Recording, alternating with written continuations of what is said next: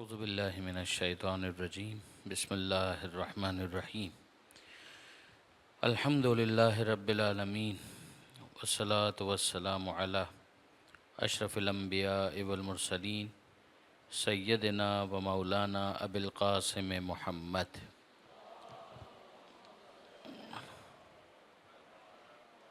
واہل بیتہ الطیبین الطاہرین المعصومین المظلومین المنتجبین المنتخبین المیامین لا سیما علی الامام المنتظر والحجة الثانی عشر الذین اذهب اللہ عنہم الرجس وطہرہم تطہیرا.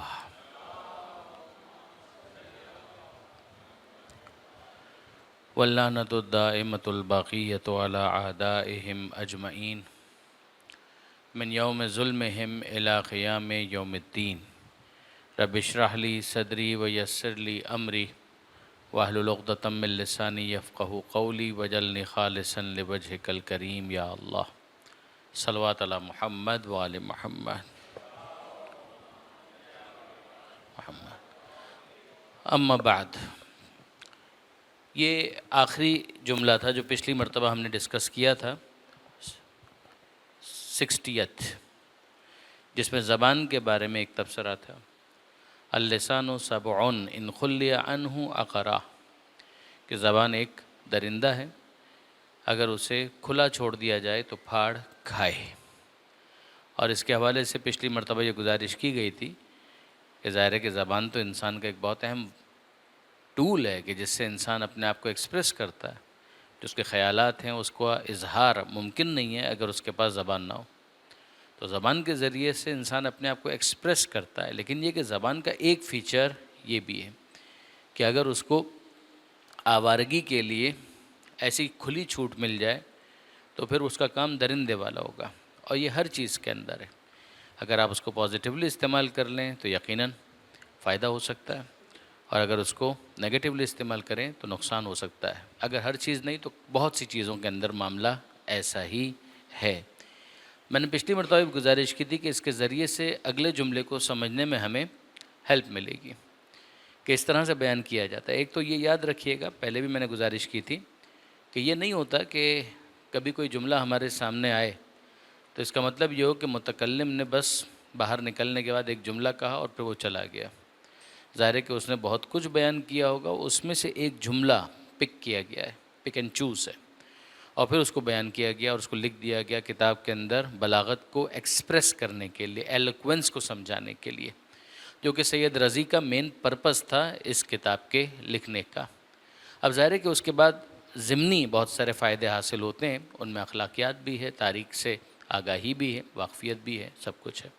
ایک تو ہے جو ہم کہیں کہ مثال کے طور پہ ایک ڈرامہ ہے، شیکسپیئر کا ڈرامہ ہے، یا امتیاز علی تاج کا کوئی ڈرامہ ہے، یا کوئی ناول ہے ابن صفی کا، تو وہ تو ہے ہی ابتدا سے لے کر انتہا تک ایک ڈرامہ. تو ایک فیبریکیٹڈ اسٹوری ہے کہ جس کو کنسٹرکٹ کیا گیا ہے، اور ممکن ہے کہ اس اسٹوری کے بھی بیچ میں کوئی نہ کوئی نصیحت، کوئی نہ کوئی میسج موجود ہو. ممکن ہے کہ اس کے اندر کوئی سٹائر موجود ہو، ممکن ہے اس کے اندر کوئی مزاح کا پہلو موجود ہو. تو یہ تو ڈرامے میں بھی آپ کو ملے گا، ناول میں بھی آپ کو ملے گا. لیکن فرض کیجئے کہ ڈرامہ اور ناول نہیں ہے، اخبار کی ایک رپورٹ ہے، اور جو رپورٹر ہے وہ وہی رپورٹ کر رہا ہے کہ جو اس نے دیکھا ہے، جو محل وقوع پر، جو سائٹ پر اس نے دیکھا ہے، وہی چیز وہ رپورٹ کر رہا ہے. مگر یہی رپورٹنگ جو ہے پھر بعد میں عین ممکن ہے کہ کوئی بہت بڑا ادب کا شہپارہ بن جائے.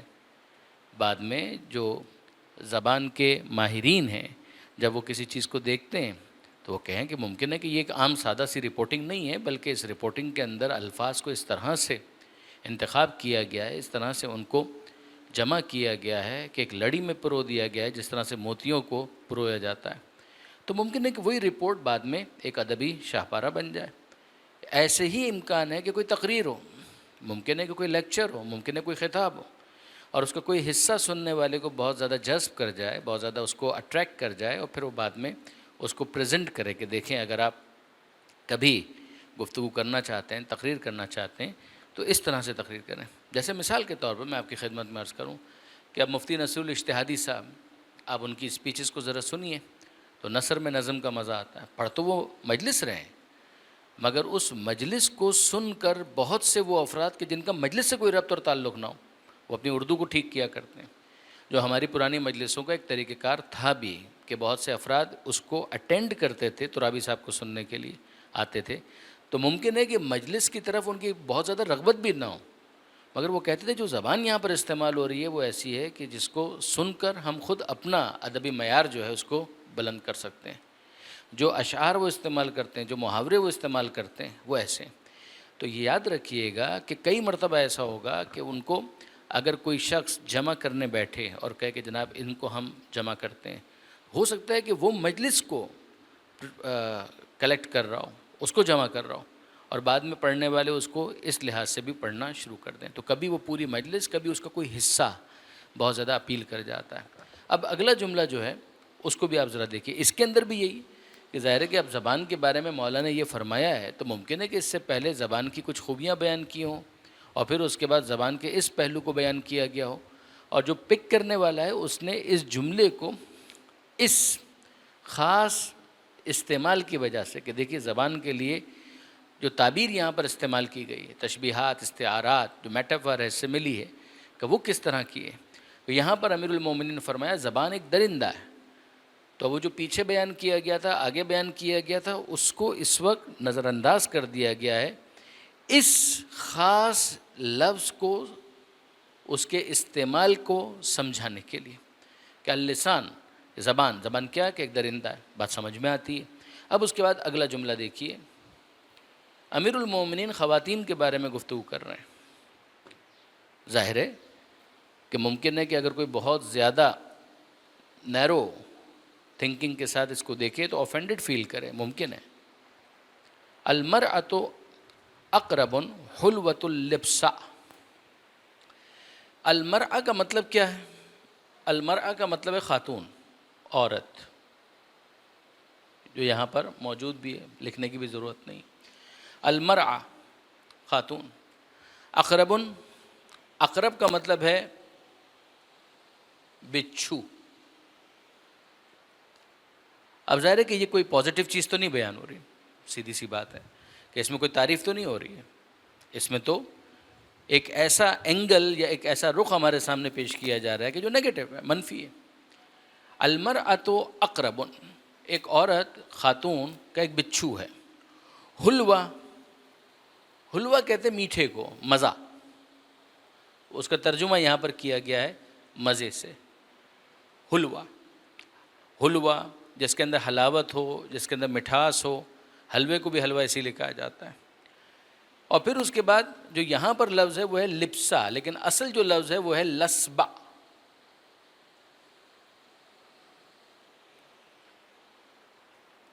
دونوں طرح سے اگر آپ نہج البلاغہ کے مختلف نسخے دیکھیں گے تو ان میں بعض میں آپ کو لسبا ملے گا، بعض میں آپ کو لپسا ملے گا۔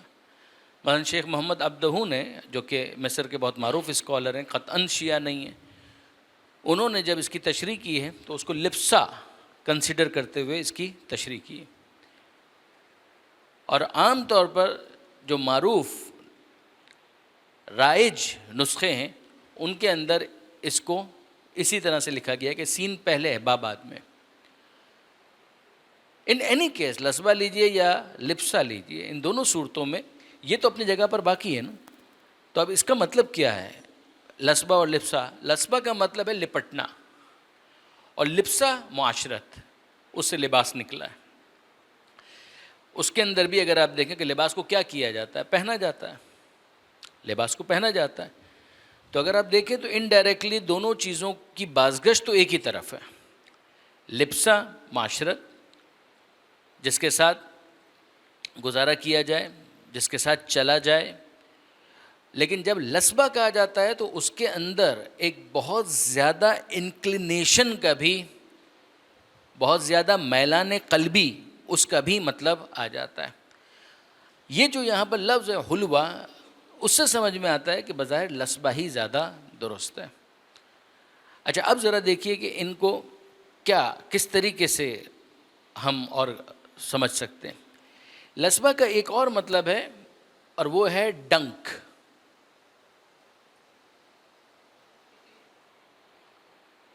اب اس کا مطلب کیا بنا؟ لپسا میں وہ مطلب نہیں آئے گا، لپسا میں وہ مطلب نہیں آئے گا، لیکن لسبہ کے اندر ڈنک کا مطلب بھی ہے. نیش اقرب نہ اسپے کین است مقتضائے طبیعتش این است، فارسی کا بہت مشہور محاورہ ہے. نیش، نیش کہتے ہیں اسی کو لسبہ، نیش کہتے ہیں ڈنک کو. نیش اقرب بچھو کا ڈنک، نہ اسپے کین است، وہ کینے کی وجہ سے نہیں ہے، وہ اس وجہ سے نہیں ہے کہ اس کے اندر کوئی کینہ ہے. مقتضائے طبیعتش این است، اس کی طبیعت کا مقتضا یہی ہے، یعنی اس کو بنایا ہی اس طرح سے گیا ہے کہ اسے ڈنک مارنا ہی مارنا ہے. یعنی اگر آپ مثلاً کہیں کہ جناب ایک بچھو ہے، بچھو کو ہم تنگ کریں گے تو وہ ڈنک مارے گا، نہیں، آپ کچھ بھی نہ کریں، صرف ہاتھ میں لے لیں تب بھی وہ ڈنک مارے گا. آپ بڑے پیار سے اس کو ہاتھ میں لے لیں تب بھی اسے ڈنک مارنا ہے. نیش اقرب نہ اسپے کینس، یہ فارسی کا محاورہ، کہ جو بچھو کا ڈنک مارنا ہے وہ اس وجہ سے نہیں ہے کہ اس کو کوئی کینہ ہے، اس کو کوئی بغض ہے، نہیں، اس کو بنایا ہی ایسے گیا ہے کہ جس کی وجہ سے اس کو ڈنک مارنا ہے. کیا یہاں پر یہ لفظ اس وجہ سے استعمال ہوا ہے؟ آف کورس ناٹ، یہاں پر یہ اس وجہ سے استعمال نہیں کیا گیا. اچھا، اب تشبیہ اور استعارے کے اندر آپ جانتے ہیں، اہل زبان میرے سامنے تشریف فرمائیں، کہ اگر ہم یہ کہہ دیں کہ بھئی چاند سا بچہ ہے تو اس کو تشبیہ کہا جائے گا. ہم کہیں یہ بچہ چاند ہے، اس کو استعارہ کہا جائے گا. وہ سملی ہو گیا یا میٹافر ہو گیا. یہاں پر امیر المومنین نے یہ جو استعارہ استعمال کیا ہے کہ المرأۃ اقرب، تو ظاہر کوئی وجہ ہے نا، وجہ شباہت ہوتی ہے، کوئی وجہ ہوتی ہے جس کی وجہ سے اس استعارے کو استعمال کیا جاتا ہے. ابھی جو میں نے چاند کی مثال دی تو اس میں چاندنی ہے، سفیدی ہے، ایک خوبصورتی ہے. یہ تو نہیں ہے کہ چاند کے اوپر چونکہ مٹی ہے، گڑھے ہیں، کھڈے ہیں، اس وجہ سے ہم کہیں کہ یہ بچہ چاند سا ہے. کیوں اس کے اندر بھی گڑھے ہیں، کھڈے ہیں؟ No, not at all, of course not. تو یہاں پر کوئی وجہ شباہت ہے، کوئی ریزن ہے کہ جس کی وجہ سے یہ کہا جا رہا ہے. پہلے تو ایک بات بتائیے، جس طرح سے وہاں پر کہا گیا تھا لسان، تو ہر طرح کی زبان، ہر کسی کی زبان؟ Of course not. زبان ایک درندہ ہے. کیا پیغمبر کی زبان بھی؟ Of course not. کیا امام کی زبان بھی؟ Of course not. صاحبان ایمان جس نے اپنی تربیت کی ہے، با اخلاق ہے، با تربیت ہے، کیا اس کی زبان؟ ظاہر ہے کہ نہیں. ایک انسان جو سمجھدار ہے، سلجھا ہوا ہے، با اخلاق ہے، اس کی زبان کی بات نہیں ہو رہی ہے. تو کس کی زبان کی بات ہو رہی تھی؟ اس کی کہ جو غیر تربیت یافتہ ہے. اسی لیے کہا گیا اگر اس کو کھلا چھوڑ دیا جائے تو وہ پھاڑ کا ہے. جب یہاں پر کہا جا رہا ہے المرأۃ اقرب، کہ خاتون کی کیفیت کیا ہے؟ کہ وہ ایک بچھو ہے. تو اس کا مطلب یہ ہے کہ سب سے پہلے تو ہم یہ طے کریں کہ یہاں پر تمام خواتین مراد ہیں؟ Of course not. یہاں پر تمام خواتین مراد نہیں ہیں، اور ان میں کچھ ایسی خواتین بھی ہیں کہ جو بد اخلاق بھی ہوں گی پھر بھی شامل نہیں ہیں. یہاں پر ماں شامل نہیں ہے، یہاں پر بہن شامل نہیں ہے، یہاں پر بیٹی شامل نہیں ہے. یہاں پر خاص اس تعلق کے حوالے سے بات ہو رہی ہے کہ جو ایک جنس سے مخالف کے لیے کشش کا معاملہ ہوتا ہے. پہلے تو اس بات کو سمجھ لیجئے. کیا اس کے اندر بھی تمام کی تمام خواتین؟ Of course not, once again of course not. اس کے اندر بھی سب کے سب شامل نہیں ہیں، مگر عین ممکن ہے کہ اس گروہ کے اندر وہ خواتین ہوں کہ جن کو اس سے تعبیر کیا جا سکے اقربن. اب اقرب کا معاملہ تو یہ ہے کہ نہ اسپے کینس مقتضائے طبیعتش اینس، اس کی تو طبیعت ہی کے اندر یہ چیز موجود ہے. کیا اس خاتون کے اندر بھی ایسا ہے؟ اگین ناٹ، ایسا نہیں ہے. صرف ضرر رساں ہونے کے اعتبار سے اس اقرب کو یہاں پر بیان کیا گیا. جیسا آپ کہیں کہ جناب وہ علم کا سمندر ہے، تو اس کا یہ مطلب نہیں ہے کہ کوئی سوئمنگ کرنے کے لیے وہاں پر چلا جائے. علم کا سمندر، یا سمندر کے اندر بڑی وسعت ہوتی ہے، گہرائی ہوتی ہے، کہ اسی طرح سے ان کا علم ہے. تو وجہ شباہت جو ہے اس کو پیش نظر رکھا جاتا ہے. بالکل اسی طریقے سے یہاں پر کہا گیا یہ اقرب ہے، یعنی ضرر، نقصان ہو سکتا ہے. مگر بچھو کے کیس کے اندر تو یہ ہے کہ جناب چھوڑ دیجئے، پھر آپ چھوڑ دیجئے، اس کو دور ہو جائیے. یہاں پر یہ نہیں ہو سکتا. کہ اس کی وجہ کیا ہے؟ اٹریکشن موجود ہے، حلوۃ اللسبہ، اس کے اندر ایک حلاوت، ایک جمال، ایک خوبصورتی، ایک چام، ایک اٹریکشن موجود ہے. یہ نہیں ہو سکے گا. یعنی ایک آپ یہ کہتے ہیں کہ جناب نقصان ہے، مگر نقصان ایسا ہے جیسے بچھو کی طرح سے، وہ والا معاملہ یہاں پر نہیں ہے. اسی لیے فوراً یہ جو اگلی بات کہی گئی ہے وہ یہ والی. ہم یہ کہیں کہ جناب ایسے ہی معاملہ ہے، ہم تارک الدنیا ہو جاتے ہیں، ختم، شادی نہیں کرنی، اللہ اللہ خیر صلی اللہ، تو دنیا سے نسل انسانی کا ہی خاتمہ ہو جائے. ہم یہ کہیں کہ ٹھیک ہے پھر ہم راہب بن جاتے ہیں، موناسٹسزم کی طرف جا سکتے ہیں.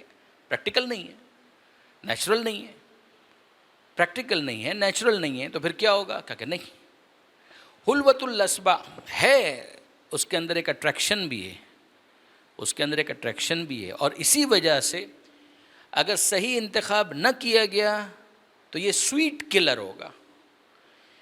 ایک ہوتی ہے گولی لگتی ہے، اور گولی کے لگنے کے موقع پر دھماکہ بھی ہوتا ہے، آواز بھی آتی ہے، زخم بھی آتا ہے، خون بھی بہتا ہے، فوراً پتہ چل جاتا ہے کہ سم تھنگ رانگ. بم گرا، آواز آئی، دھماکہ، عمارت گرتی ہوئی نظر آ رہی ہے، لوگ مرتے ہوئے نظر آ رہے ہیں، چیخ و پکار. مگر اس میں ایسا نہیں ہوگا. کیوں؟ جس طرح شوگر ہے، ایک شوگر پیشنٹ ہے، شوگر اس کے لیے خطرناک ہے، مگر جب کھائے گا تو میٹھا تو اس کو بھی لگے گا. حلوے کو جب وہ کھا رہا ہے تو اچھا تو اس کو بھی لگ رہا ہے، کریونگ تو اس کو بھی ہو رہی ہے. کیک جب وہ کھا رہا ہے، گاجر کا حلوہ کھا رہا ہے، کدو کا حلوہ کھا رہا ہے، جتنی بھی چیزیں کھا تو اچھا تو اس کو بھی لگ رہا ہے. مگر یہ اس کے لیے کیا ہے؟ ایک ہے سائلنٹ کلر، ایک ہے سویٹ کلر. ایک وہ تھا کہ جس کے اندر کلنگ ہو رہی تھی، اور کلنگ کے موقع پر ہی اعلان تھا کہ ہم تو قتل کرنے کے لیے آئے. ایک تھا silent killer, blood pressure high ہو گیا، 200 تک پہنچ گیا، کوئی درد ہی نہیں ہو رہا. یہ سائلنٹ کلر ہے، سویٹ نہیں ہے، مگر سائلنٹ کلر ہے، پتہ ہی نہیں چلا. وہ اعلان ہو جاتا، درد ہونے لگتا تو ہم چلے جاتے ڈاکٹر کے پاس، چیک کروا لیتے، کوئی دوائی کھا لیتے، کچھ کرتے. وہ سائلنٹ کلر تھا، جس کے اندر نہ کوئی نیگیٹو اثر محسوس ہوا، نہ کوئی پازیٹیو. ایسا کچھ بھی نہیں ہوا، سمجھ میں ہی نہیں آیا کیا ہو گیا، لیکن بس بندہ چلا گیا. اس کو آپ کہیں گے سائلنٹ کلر. یہ تیسرا معاملہ ہے سویٹ کلر، جس کے اندر سویٹنس ہے، بظاہر سویٹنس ہے، مگر اس کے باوجود صحیح انتخاب نہیں کیا گیا تو پھر اس کا نتیجہ کیا نکلے گا؟ اس کا نتیجہ یہ نکلے گا کہ معاملہ ہاتھ سے نکل جائے گا، بندہ ہی چلا جائے گا. اس کو اگر آپ دیکھیں کہ جناب آپ اس وقت اسٹیویا لے سکتے تھے، اس کو آپ سویٹنس کے لیے استعمال کر سکتے تھے، لیکن یہ شوگر آپ کے لیے نہیں تھی. ایک دوسرا شخص ہے، وہ کہتا ہے میں تو ڈائبیٹک بھی نہیں ہوں تو میں تو شوگر کھا سکتا ہوں، تو اس کا کہ نہیں آپ بھی نہیں کھا سکتے، آپ کا وزن بہت بڑھ رہا ہے، آج نہیں تو کل ہو جائے گا. کبھی آپ کھائیے، مزے کیجیے، لیکن بعد میں آپ کو پرائس اس کی پے کرنی پڑے گی. may not be in near future but in a long run. یہاں پر ختمی مرتبہ احمد مجتبیٰ محمد مصطفیٰ صلی اللہ علیہ وآلہ وسلم پیغمبر اکرم کی ایک حدیث ہمارے سامنے آتی ہے کہ جس میں حضور یہ ارشاد فرماتے ہیں ایاکم خزراء دمن. خبردار، یہ ایاکم کا جو لفظ آتا ہے اور اس کے بعد پھر واو کے رکھتے ہوئے کچھ اور کہا جائے تو اس کا مطلب یہ ہوتا ہے اس سے بچو. ایاکم والاسد، اسد کا مطلب ہے شیر، کا شیر سے بچو، بچ کے رہنا. کہ ایاکم وخزراء الدمن، بچو کس سے بچو؟ کہ خزراء الدمن، ان سے بچو. تو سوال کیا کسی نے کہ اللہ کے رسول پر فرمائیے کہ یہ خزراء الدمن ہوتا کیا ہے؟ تو اللہ کے رسول نے ارشاد فرمایا کہ المرأۃ الحسنہ، وہ خوبصورت خواتین جو کہ ایک ایسے بیک گراؤنڈ سے ہوں کہ ان کی پرورش بہت ہی ایک برے ماحول کے اندر ہوئی ہے، بد اخلاق، بد کردار، بدکار، ایک بہت ہی نیگیٹو انوائرمنٹ کے اندر اگر ان کی پرورش ہوئی ہے تو ممکن ہے کہ ان کا جمال، ان کی بیوٹی تم کو بہت اٹریکٹ کرے، بٹ بی ویئر. یہ بی ویئر کے لیے یہ لفظ استعمال ہوتا ہے ایاکم، واچ آؤٹ. کہ اس کے اندر جانے کا مطلب کیا ہے؟ کہ اس کے اندر جانے کا مطلب یہ ہے کہ تم موت کے منہ میں جا رہے ہو. کہ اس وقت تو بہت اچھا لگے گا but that will be a sweet killer. تو یہ یاد رکھیے گا کہ یہاں پر تمام خواتین کی بات نہیں ہو رہی، نمبر 1. نمبر 2، خواتین میں اس خاص ایک رشتے کی بات ہو رہی ہے کہ جو ایبسولوٹلی غلط ہو سکتا ہے. اگر ایک انسان بدکاری کی طرف جا رہا ہے تو ایبسولوٹلی غلط ہے، چاہے اس کے اندر سویٹنس کتنی ہو، اس کے اندر تو چاہے کردار جیسا بھی ہو. مگر یہ بدکاری خود ڈٹرمن کر رہی ہے کہ یہاں پر اس سویٹنس کے ساتھ انسان کا معاملہ بربادی کی طرف جا رہا ہے. ایک یہ کہ نہیں جناب رشتہ ہے، بالکل جائز رشتہ ہے، شادی ہے، مگر اس سلیکشن آف اسپاؤس کے معاملے کے اندر کا کیا ہو رہا ہے آپ کو بہت زیادہ کوشش ہونا ہے، بوتھ سائڈس. لڑکے کو دلہن کے حوالے سے، لڑکی کو دولہا کے حوالے سے. اسی لیے آپ دیکھتے ہیں کہ یہ ادر وے بھی ہے. یہ کہا کہ شرابی کو اپنی بیٹی مت دو، کہ اسے شادی مت کرو. ایک ایسا انسان ہے کہ جو شراب پیتا ہے، کہ نہیں اس سے اپنی بیٹی کی شادی مت کرو. تو اس کے اندر آپ یہاں پر کہہ سکتے ہیں کہ مرد بھی بچھو کی طرح سے ہوتے ہیں، بالکل، جیسے کہ پھر وہ ضرر، وہ تمام تر پرابلمس وہاں سے اس بچی کے لیے آنا شروع ہو جائیں گے۔ اب ان تمام تر چیزوں کو آپ مائنس کر دیں کہ نہیں ایسا نہیں ہے، تو پھر کیا ہے؟ پھر قرآن مجید کی آیت ہے ہمارے سامنے، یہ من آیات ہی، سورہ روم کی آیت ہے، من آیات ہی ان خلق لکم من انفسکم ازواجا لتسکنوا الیہا۔ اب یہ سارے پازیٹیو شروع ہو گئے کہ اللہ کی نشانیوں میں سے ہے کہ اس نے تمہارے لیے تمہارے نفسوں میں سے تمہارا جوڑا بنایا تاکہ تم اس کے پاس سکون حاصل کرو۔ اب یہ اقرب ختم ہو گیا معاملہ، ناٹ اقرب اینی مور، اب یہ بچھو نہیں ہے، اب یہ مسکن ہے، سکون دینے والی ہے، لتسکنوا الیہا، تاکہ تم وہاں پر سکون حاصل کرو۔ وجعل، اللہ نے ان دونوں کے درمیان قرار دیا مودتاً و رحمہ، محبت کو بھی اور رحمت کو بھی۔ اب آپ دیکھیے وہ سارے پازیٹیو شروع ہو گئے، جہاں پروردگار عالم یہ ارشاد فرماتا ہے میاں بیوی کے بارے میں، ہن لباس لکم وانتم لباس لہن، کہ وہ تمہارے لیے لباس ہیں، تم ان کے لیے لباس ہو، تم ایک دوسرے کے لیے لباس ہو۔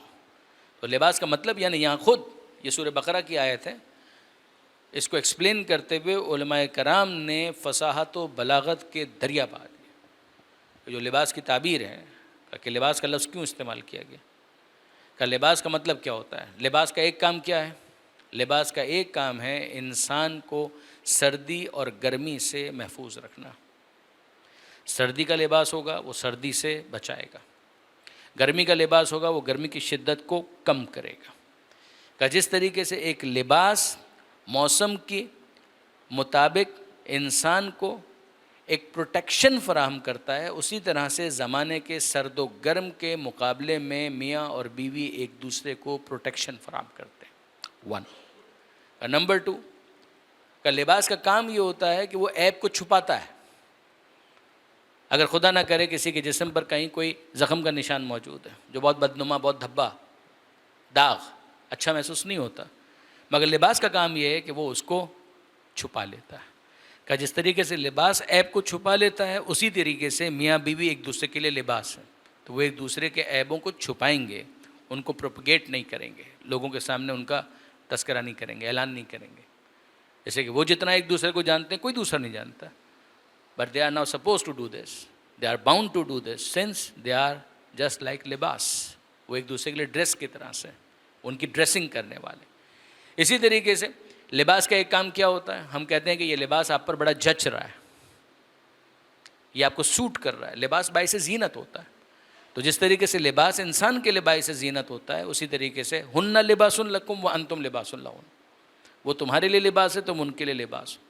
جس طرح لباس باعث زینت ہوتا ہے، اسی طرح سے میاں اور بیوی ایک دوسرے کے لیے باعث زینت ہیں، and so on and so forth. بہت سی باتیں اس بارے میں کی گئی، اگر آپ پڑھنا چاہیں تو تفاسیر کے اندر دیکھیے گا، سورہ بقرہ کے اندر آپ کو واقعاً لطف آئے گا کہ کس طریقے سے ان چیزوں کو ڈسکس کیا گیا۔ تو یہ ایک اور پہلو ہمارے سامنے آتا ہے، وہاں پر کہا گیا لتسکنوا، تاکہ تم ان کے پاس سکون حاصل کرو۔ 1 اللہ نے ان کے اور تمہارے درمیان رحمت اور مودت، محبت کو رکھا۔ 2 اور 3 یہاں پر پروردگار نے کہا لباس، تم دونوں ایک دوسرے کے لیے لباس۔ پھر 5ویں چیز اگر آپ مزید دیکھیں کہ تمہاری عبادت کا وزن بڑھ جائے۔ اگر ایک شخص ہے وہ تنہا زندگی گزار رہا ہے تو اس کی 2 رکعت نماز 2 رکعت ہے، لیکن اگر ایک انسان شادی کر لے، ازدواجی زندگی گزارنا شروع کرے، تو اس کی ایک نماز کا وزن 70 ٹائمز بڑھ جائے گا۔ اب وہ ایک نماز نہیں ہے، 70 نمازوں کا ثواب اس کو ملے گا۔ 2 رکعت نماز ہے، ملٹیپلائی بائی 70، 140 رکعت کا ثواب اس کو ملے گا۔ اب آپ غور کیجئے کہ انسان کی جو عبادت، اب اگر ان میں سے کچھ بھی نہیں ہے تو پھر کیا ہے؟ کہ پھر یہ ہے، اگر یہ بھی نہیں ہے، یہ بھی نہیں ہے، یہ بھی نہیں ہے، نہ مودت ہے، نہ رحمت ہے، نہ لباس ہے، نہ سکون ہے، کچھ بھی نہیں ہے، تو پھر کیا ہے؟ تو پھر یہ ہے، اور کیا ہے؟ پھر آخر میں یہ ہے کہ اگر یہ بھی نہیں ہے تو پھر یہ ہے۔ اور یہ میں پھر عرض کر رہا ہوں کہ یہاں پر تو ایک اینڈ سے بات ہو رہی ہے، لیکن یہ کہ ادر وے راؤنڈ یہی ہے، وائس ورسا بھی یہی ہے، اسی طریقے سے۔ تو اس کو اگر اس کے محل پر دیکھیں تو پھر ظاہر ہے کہ اوفینڈڈ فیل ہونے کی کوئی بات نہیں۔ ہم جانتے ہیں کہ شوہر بیوی دونوں اچھے بھی ہوتے ہیں، برے بھی ہوتے ہیں۔ علی اور زہرا بھی میاں اور بیوی ہیں، نوح علیہ السلام اور لوط علیہ السلام، ان کے اندر اگر آپ دیکھیں تو وہاں پر بھی آپ کو میاں بیوی مل جائیں گے۔ شوہر بہترین ہے مگر زوجہ بدترین ہے۔ اسی طریقے سے جناب آسیہ اور فرعون بھی آپ کو مل جائیں گے قرآن مجید کے اندر. تو بیوی بہترین ہے مگر شوہر فرعون ہے، ربوبیت کا دعوے دار.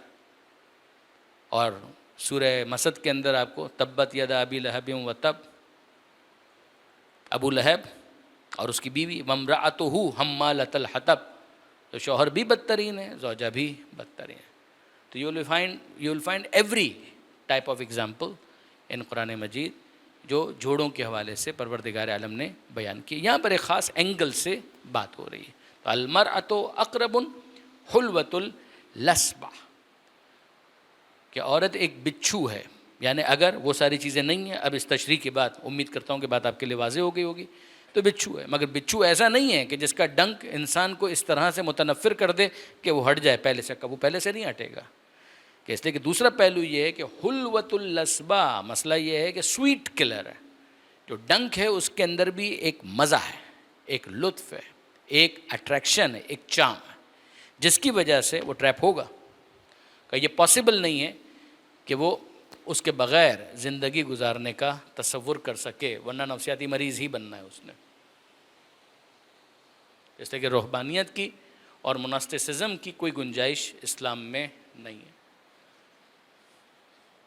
اور جہاں پر یہ مناسٹسزم کو پروموٹ کیا گیا وہ بھی آپ دیکھ لیں، کرسچینٹی نے. سورہ حدید کے اندر پروردگار عالم نے ان کے اس کانسیپٹ کو ڈسکس کیا ہے. 57 چیپٹر 57 سورہ، رہبانیتاً ابتدعوہا، کہ رہبانیت مناسٹسزم کی جس کو انہوں نے شروع کرنے کی کوشش کی اور پھر اس کی رعایت نہیں کر پائے، جیسے کہ ان نیچرل تھا. ویسے تو اب انٹرنیٹ کا زمانہ ہے، اگر آپ خالی چرچز کا جو کرپشن ہے یورپ کے اندر اسی کو اگر آپ ٹائپ کریں تو آپ کو اندازہ ہو جائے گا کہ کیا کچھ نہیں ہوا. کہ جب آپ نے ایک جائز جو راستہ تھا اس کو ترک کر دیا، تو پانی تو اپنا راستہ بنا لیتا ہے نا. اگر آپ بند باندھ دیں گے تو وہ آگے نہیں بڑھے گا، تو اوپر کی طرف آنا شروع ہو جائے گا. تو اس نے تو بہرحال آنا ہے. تو پھر اس کے بعد ہونا کیا ہے کہ وہ پرورجن کی طرف پھر معاملہ جائے گا، پھر وہ انحراف کی طرف معاملہ جائے گا. کہ جب پرورجن ہوگا پھر انحراف ہوگا، تو چرچز کا جو کرپشن ہے وہ پھر ہمارے سامنے آتا ہے. اس کے اندر اگر آپ دیکھیں تو پھر جو واقعاً فساد ہے، جیسے کہ میں نے گزارش کی کہ انٹرنیٹ کے اندر تو آپ ویسے ہی سرچ کر سکتے ہیں، ورنہ مولانا مودودی نے تفہیم القرآن کے اندر اس کے حوالے سے بہت کچھ لکھا اور بہت اچھا لکھا. انصاف کی بات. مرد اور عورت کو میاں بیوی کے رشتے میں لباس کہا گیا ہے. آپ کو یاد ہوگا جو ہم نے مثالیں دی تھیں کہ لباس زینت کا باعث ہوتا ہے، لباس عیب چھپاتا ہے، لباس سردی اور گرمی میں حفاظت کرتا ہے. تو اب آپ ذرا دیکھیے، یہ بھی ایک مطلب تو ہے کہ مرد اور عورت کو میاں بیوی کے رشتے میں لباس کہا گیا ہے. اس کا مطلب بعض افراد کہتے ہیں کہ تبدیل کیا جا سکتا ہے. کیا یہ صحیح ہے؟ آف کورس صحیح ہے، آف کورس صحیح ہے. بھائی ماں تو آپ نہیں بدل سکتے، باپ تو نہیں آپ بدل سکتے، بھائی بہن تو آپ نہیں بدل سکتے، مگر سیدھی سی بات ہے کہ طلاق کا آپشن تو رہے گا. تو جس طریقے سے لباس ایسا ہے کہ جو بہت ہی کہنا ہو گیا ہے، بہت پرانا ہو گیا ہے، ڈیپریشیٹڈ ہے، تو آپ کیا کریں گے؟ اگر وہ لباس ساتھ نہیں دینا چاہتا، ایک ہے قدردانی، لیکن اگر لباس ساتھ نہیں دینا چاہتا تو پھر ظاہر ہے کہ اس کو تبدیل کیا جائے گا. اور دونوں کیسز کے اندر یہی ہوگا. شوہر ایسا مل گیا ہے کہ جو بالکل کوآپریٹیو نہیں ہے تو بھی طلاق کا آپشن ہے. بیوی ایسی ہے کہ جو کوآپریٹیو نہیں ہے تو طلاق کا آپشن موجود ہے. ٹھیک ہے جی، بالکل صحیح پوائنٹ آؤٹ کیا. میاں بیوی کا لباس ہے. اچھا، مجھے لگ رہا ہے کہ آج سارے سوال یہ اسی لباس سے متعلق ہیں. اور بیوی میاں کا لباس ہے. اب اگر شوہر جھوٹ بولتا ہے، حرام کھاتا ہے، بیوی کو حکم دیتا ہے کہ وہ اس کی سوسائٹی میں عزت رکھے، اگر بیوی منع کرتی ہے تو وہ ظلم کرتا ہے، مارتا ہے، تو ایسی صورت میں ایک عورت کے لیے آپ کی رائے کیا ہوگی؟ بھائی دیکھیے، یہاں پر دو چیزیں ہیں. اب تو شادی ہو گئی، ٹھیک ہے جی. اس میں ایک چیز ہے وہ شوہر جھوٹ بولتا ہے. بیوی کو اگر وہ جھوٹ بولنے کا حکم دیتا ہے تو بیوی جھوٹ نہ بولے، یہ تو ٹھیک ہے. گھر کے جو معاملات ہیں ان کو دوسروں کے سامنے آشکار کرنے کی ضرورت نہیں ہے. کسی اور کو حق نہیں ہے کہ وہ آپ کے گھر کے پرائیویٹ معاملات کے بارے میں سوال کرے. یہ کریت کیوں ہے کسی اور کو؟ یعنی مثال کے طور پر کوئی شخص یہ ہوئے کہ بھائی میں آپ سے پوچھ رہا ہوں، آپ مجھے سچ بتائیے. آپ کو رائٹ نہیں ہے کہ آپ میرے بارے میں یہ سوال کریں. آپ کسی سے اس کے بیڈ روم کے معاملات کو کیسے ڈسکس کر سکتے ہیں؟ You have no right. اس کا اگر کوئی پرابلم ہے یا اس کے بالکل کوئی، جیسے ہم یہ کہیں کہ بھائی شادی کا ابتدائی معاملہ ہے اور ماں باپ اگر اس سے یہ دریافت کرتے ہیں تو ٹھیک ہے، بات سمجھ میں آتی ہے. لیکن یہ کہ کیا اس کی ڈیٹیلز ان کے بارے میں کسی دوسرے کو معلوم کرنے کا حق ہے کہ اس کے گھر کے اندر کیا ہوتا ہے کیا نہیں ہوتا؟ تو چادر اور چار دیواری والی بات جو تھی وہ کہاں چلی گئی؟ وہ اپنی جگہ پر ہے. اب اس کے اندر فرض کیجئے کہ کوئی ایسی چیز ہے کہ جو اس شوہر کا بھی پرائیویٹ معاملہ ہے، لیکن آپ بیوی ہونے کی وجہ سے اس سے واقف ہیں، کام غلط ہو رہا ہے، آپ کو پتہ ہے، آپ نصیحت کر سکتی ہیں. آپ یہ کہہ سکتے ہیں کہ دیکھیے یہ کام جو آپ کر رہے ہیں اچھا تو نہیں ہے، یہ کام تو غلط ہے. جو امر بالمعروف اور نہی عن المنکر کا طریقہ کار ہے اس کے اندر یہ بھی شامل ہے، میاں بیوی کے لیے، بیوی میاں کے لیے. وہ ان کو نصیحت کر سکتے ہیں، سمجھا سکتے ہیں کہ آپ خود سوچئے کہ کیا یہ کام ٹھیک ہے، یہ کام تو غلط ہے. لیکن کیا اس بارے میں باہر جا کر ڈھنڈورا پیٹنا کہ اس کی اجازت ملے گی؟ بالکل نہیں ملے گی، بالکل نہیں ملے گی. زیادہ سے زیادہ یہ کہا جا سکتا ہے کہ بھئی آپ کے لیے ناقابل برداشت ہو چکا ہے، آپ نہیں اس کو ٹالریٹ کر پا رہی ہیں، تو ٹھیک ہے، پھر سیپریشن کی طرف چلے جائیے. اگین وہ بھی کوئی ایڈوائزیبل آپشن نہیں ہوتا ہے، پہلا آپشن نہیں ہوتا، وہ لاسٹ آپشن ہوتا ہے. لیکن یہ کہ بہرحال میکسیمم یہ ہو سکتا ہے نا. لیکن یہ تو نہ ہو کہ وہ اس کے پرائیویٹ معاملات جو صرف اس کے پرائیویٹ ہیں وہ آپ کو مجبور نہیں کر رہا اس غلط کام کو کرنے کے لیے بھی، اور آپ کی زندگی میں ڈائریکٹ اس کا کوئی خلل واقع نہیں ہو رہا، تو وہ بہرحال دوسروں کو نہ بتائیں. حرام اگر کھاتا ہے، غلط کرتا ہے، آپ کو حرام کھانے پر مجبور نہیں کر سکتا، آپ کو حرام کھانے پر مجبور نہیں کر سکتا. پہلے سے اگر پتا تھا کہ شراب وغیرہ پیتا ہے تو نہیں کرنی چاہیے تھی شادی اس کے ساتھ، لیکن اب ہو گئی. اب فرض کیجئے کہ کسی کو پتا چلا کہ نہیں جناب یہ تو باہر ڈرنک بھی کر لیتے ہیں، تو آپ ان کو سمجھائیے. گھر کے اندر آ کر اگر ماحول ایک دم خراب ہو رہا ہے تو پھر ٹھیک ہے، وہ آخری چیز سیپریشن والا. لیکن یہ کہ نہیں بار بار یہ سارے معاملات چل رہے ہیں، تو یہ تو میں نے ایکسٹریم مثال دے دی نا. تو اگر ایسا ہے اور اس کے اندر بھی اگر اس کو نبھا سکتے ہیں تو اب آپ نبھائیے. ہمارا مشورہ سیپریشن کا نہیں ہوگا. کو مارتا ہے پیٹتا ہے آف کورس پھر ظاہر ہے کہ یہ معاملہ خراب ہو گیا. اب یہ معاملہ ایک ایسی حد پر آ گیا کہ جہاں پر اب یہ قابل برداشت نہیں رہا. اگر مار پیٹ کا معاملہ اس حد تک چلا گیا تو پھر ظاہر ہے کہ یہ کہا جائے گا کہ ٹھیک ہے اب تو اس کی جان کو خطرہ ہو گیا، زخمی ہو رہی ہے، وہ ایسا ہو رہا ہے، اور تو پھر وہ ایک معاملہ سیپریشن کی طرف جائے گا. شادی شدہ افراد کی نماز دگنی ہونا، حوالہ پلیز وسائل الشیعہ شیخ حر عاملی. ان کے اندر آپ کہ عام طور پہ بہار کے اندر کتاب النکاح میں اگر آپ دیکھیں گے، وسائل الشیعہ کے اندر اگر آپ دیکھیں گے تو یہ 70 ٹائمز والی ڈبل ہو جانا، یہ ساری روایتیں آپ کو یا اس سے ملتی جلتی روایتیں آپ کو وہاں پر مل جائیں گی. شادی کے موضوع پر جو کتابیں لکھی گئی ہیں الگ سے بھی، چاہے وہ ابراہیم امینی صاحب کی ہوں، عام طور پر یہ مضمون وہاں پر بھی آپ کو مل جائے گا. سوال یہ ہے کہ کیا شرابی کی بیٹی سے شادی کرنے سے منع کیا گیا؟ ہم سمجھے کہ آپ یہ کہنا چاہ رہے ہیں کہ شرابی کو بیٹی دینا. شرابی کی بیٹی سے شادی کرنے سے منع کیا گیا، ماحول خراب ہے. لیکن یہ کہ بہرحال اب اس کے اندر کیا ہوتا ہے کہ آپ کو ایک ایکسیپشنل کوئی کیس اگر مل جاتا ہے، بچی بہت اچھی ہے، پڑھی لکھی ہے، سلجھی ہے، بااخلاق ہے، اچھے کردار کی ہے. اب کیسے پتہ چلے گا؟ مثلا آپ کی بیٹی اور وہ ایک ہی کالج کے اندر پڑھتی ہے تو پتہ چل گیا کہ جناب یہ اچھی بچی، اچھے کردار کی، نماز پڑھتی ہے، روزہ رکھتی ہے، اپنے باپ کے اس کام کو اچھا نہیں سمجھتی. اور ظاہر کیا ہمارے معاشرے کے اندر کون اس کو اچھا سمجھے گا؟ لیکن یہ کہ بہرحال کبھی کبھی یہ ہوتا ہے کہ ماحول ہی اتنا خراب ہو گیا ہے کہ جس کی وجہ سے وہ خود بھی بد اخلاق ہو گئی ہے، وہ خود بھی ان چیزوں کو بڑا ایک نارمل لینے لگی ہے. تو پھر سیدھی سی بات ہے کہ نہیں، ورنہ صحیح ہے شرابی کی اگر بیٹی ہے تو اس سے شادی کو ایبسولوٹلی منع نہیں کیا گیا. اگر شوہر کوآپریٹو نہیں ہے مگر پھر بھی عورت اپنی شوہر کے ساتھ ساری زندگی گزار دیتی ہے تو کیا اس عورت نے غلط کیا یا وہ صابرہ ہے؟ آف کورس وہ صابرہ ہے، آف کورس وہ صابرہ ہے، کوئی شک نہیں ہے. اب ساری بات یہ ہے کہ اس کے صبر کو کہاں تک جانا چاہیے. بدقسمتی سے معاشرے کے اندر ایسے بد کردار افراد بھی موجود ہیں جو اپنے گھر کی خواتین کو کچھ ایسے کاموں کے لیے مجبور کرتے ہیں کہ جو شرعاً حرام ہے. اس پر صبر کرنے کی ضرورت نہیں ہے، اس پر صبر کرنے کی ضرورت نہیں ہے. اس کا کوئی رائٹ نہیں ہے کہ وہ آپ کو یہ کہے کہ آپ بے پردہ میرے ساتھ باہر نکلیں، پارٹیز کے اندر ہم کو جانا ہے. نو، یہ اس کی ڈیمانڈ ہی غلط ہے. ہاں یہ اگر وہ کہہ رہا ہے کہ جناب میرے ساتھ چلیے، اپنے حجاب میں چلیے، اور کسی ایسی جگہ جانا ہے کہ جو حرام نہیں ہے تو پھر آپ جائیے، بالکل جائیے، ان کو کمپنی فراہم کیجیے. لیکن یہ کہ بہرحال کسی غلط کام کے لیے وہ اگر آپ کو کہہ رہا ہے تو پھر یہ صابرہ ہونا پسندیدہ نہیں ہوگا اس موقع پر. ہاں یہ ہم نہیں کہہ رہے کہ پہلے مرحلے کے اندر ہی انسان طلاق لینے کی بات کرے، کچھ سالو کرنے کی کوشش کریں اس کو. طلاق یاد رکھیے گا آخری آپشن ہے، پلیز بی ویری کلیئر. خاص طور پہ جوان بچے بچیاں میری اس نصیحت کو یاد رکھیں. شادی کریں، ضرور کریں، سلیکشن آف اسپاؤس کے لیے بہت زیادہ دقت کریں، مگر ایسا بھی نہ ہو کہ انسان سلیکشن کے معاملے کو 5 سال تک سلیکشن کے لیے معیار ہی ایسا رکھ دیا ہے کہ 5 سال ہو گئے، 7 سال ہو گئے، کوئی فیصلہ ہی نہیں ہو پا رہا. یہ بھی نہیں. ایک دفعہ شادی ہو گئی تو اب طلاق کو پہلا آپشن کبھی مت بنائیے.